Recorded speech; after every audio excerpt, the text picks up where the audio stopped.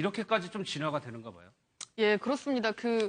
이게 지난해 11월부터 수도권과 강원도 일대에 이 저층 빌라들에서 예. 도난 신고가 계속 들어왔습니다. 빌라 저층인데 아무래도 우리 집 비어있을 때 누군가 와서 도둑이 들었었던 것 같다라는 피해 신고가 계속 있었고요. 경찰이 거의 한 두세 달 가까이 주변 CCTV를 다 뒤지면서 피의자를 특정을 했고 결국에 지난 11일 날 딸이 있는 고시원에서 같이 은신하고 있던 이 용의자를 체포했는데 예. 이 사람의 범행 수법이 굉장히 용의주도합니다. 어떤 방식으로 하냐면 일단 절단기를 가지고 가서 창살이라고 해야 되나요? 네. 그거를 이제 끊어가지고 창문으로 이제 침입을 하는데 이 들어갈 때 복면을 썼고요. 그리고 네. 항상 렌트카를 이용을 했습니다. 그러니까 뭔가를 피하려고 CCTV를 피하려고 했던 것 같은데 지금 보면 이게 범행 장소로 향하는 이 절도 피의자의 모습인데 굉장히 뭐 이렇게 투벅투벅 걸어가는데 저 걸어가는 저 손에 뭐가 있냐면 보석 감별기가 있습니다. 보석 감별기요? 예, 그러니까 저렇게 창문을 통해서 침입해서는 들고 간 보석 감별기로 이제 뭐 집에 무슨 아이들 뭐 돌반지라든지 뭐 금붙이들이 좀 있을 거 아니에요. 예. 그런 게 있으면 이게 진짜 금인지 가짜 금인지 진짜 보석인지 가짜 보석인지 그 자리에서 저 감별기를 가지고 일일이 다 확인을 해서 진짜 금인 것만 진짜 보석인 것만 들고 나왔다라는 겁니다. 예. 그렇게 들고 나온 게 지금 확인된 것만 21곳의 집이고요.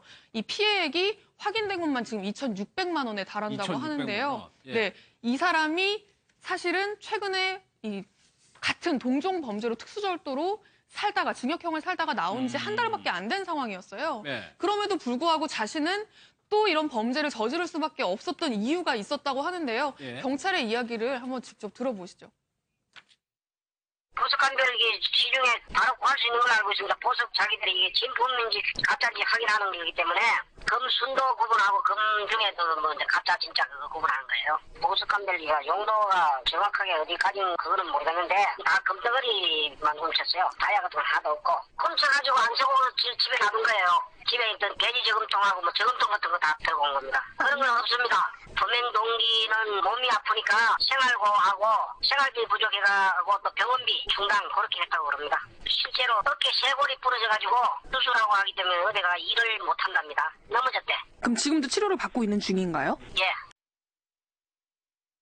손 변호사님, 그러니까 무작정 훔쳐오는 게 아니고 이걸 다 하나씩 대보는 거예요. 이제. 그럴 여유가 있었다는 게 저는 그러네요. 놀랐고요. 일단 가져온 다음에 집에 와서 이걸 감별해가지고 돈 되는 건 팔면 되잖아요. 네. 그만큼 사실은 여러 번 절도를 해서 직업처럼 하는 사람이어서 내 굳이 돈 안 되는 보석은 무거우니까 가져가기도 싫다. 뭐 이런 느낌으로 사실은 상습 절도를 하지 않았나 싶은데요. 실제로 이 사람이 상습 절도로 이미 복역을 했었다가 네. 출소 후에 한 달 만에 이 똑같은 재범을 했다라는 것이거든요. 그것도 예. 피해자도 많은데 아마도 여죄가 있을 거라고 지금 수사기관에서는 보고 있어서 그냥 직업이 절도인 사람이 아닌가. 그러니까 자기가 손쉽게 훔치기 위해서 그런 여러 가지 전문 기기까지 가지고 다녔다라는 것인데요. 생각보다 보석 감별기가 비싸지가 않더라고요. 한 그러네요. 13만 원, 예. 15만 원이면 산다고 하는데 어떤 원리로 다이아몬드를 진짜인지 아닌지 뭐 금이 진짜인지 아닌지 감별하는 것도 조금 궁금한데 아마 저것도 본인이 계속 어떻게 하면 손쉽게 훔칠까를 고민하다가 예. 그 착안해낸 어떤 아이디어 차원의 기구지 않을까 생각이 예. 듭니다. 저희가 지금 증거 자료에 보면 동전들이 이만큼 보이는데 그것은 뭐예요? 그러니까 굉장히 아이러니한 게 뭔가 좀 짐을 상식적으로 보석 감별기까지 들고 가서 이거를 한다는 거는 네. 들고 나오는 짐을 좀 최소화해서 정말 감 나가는 것만 들고 오겠다는 어떤 의지의 표현이었던 것 같은데 지금 보면 저 피의자의 집에서 지금 압수한 물품인데요. 100원짜리 동전이 지금 1,300개가 있습니다. 그러니까 이 돼지 저금통 같은 건 예. 들고 나오는데 이걸 그 자리에서 뜯어가지고 조금 비싼 화폐만 들고 나올 수가 그럴 정도의 여유는 아마 없었나 봐요. 그러니까 네. 저금통이나 이런 것들은 그냥 통째로 들고 나오게 되는데 그 저금통들에서 아마 이 확보한 동전으로 지금 이제 추정이 되는데요. 저 동전들은 차마 쓰지 못하고 그 고시원에 다 그대로 저렇게 남겨놨었다고 합니다. 1,300개를. 예, 그래서 경찰이 지금 저거를 일렬로 쫙 배열을 해가지고 놔보니까 1,383개. 예. 그게 지금 안 쓰고 저렇게 남아 있었다고 합니다. 저것도 무게가 꽤 나갈 것 같은데. 그러네요. 예. 그런데 특수절도를 해서 복역을 하다가 나와가지고 또 범죄를 질렀단 말이에요. 그러면은 이번에는 더 가중이 되는 건가요? 예, 물론 더 가중됩니다. 그리고 통상 빈집 털이범 같은 경우에는 1회에 그치는 경우가 거의 없습니다. 실제로 여죄가 굉장히 많습니다.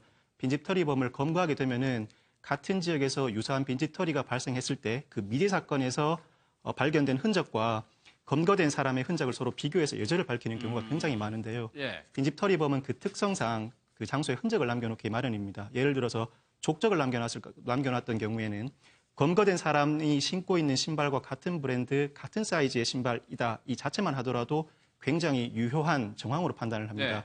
그 정도도 일치하기가 쉽지가 않거든요. 그래서 이걸 토대로 검거한 사람에 대해서 여러 가지 추궁을 하다 보면은 그걸 버텨내기가 쉽지가 않습니다. 그래서 본인 입으로 자백을 하고 본인이 훔친 물건을 어디다 뒀는지 진술을 하고 그 진술을 토대로 그 소재를 파악하게 되면 여죄가 추가되는데 이렇게 여죄가 추가되는 경우는 빈집털이범 같은 경우에는 다반사라고 할 정도로 굉장히 많습니다. 알겠습니다.